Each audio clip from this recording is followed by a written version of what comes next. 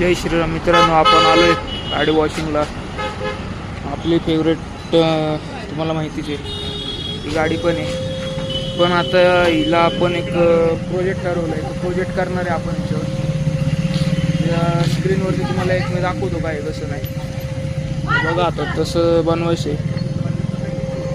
थार बघायला गेलं ना, थारचा विषय कसा आहे माहिती आहे का, गाडी चांगली आहे, no doubt, it is all clear.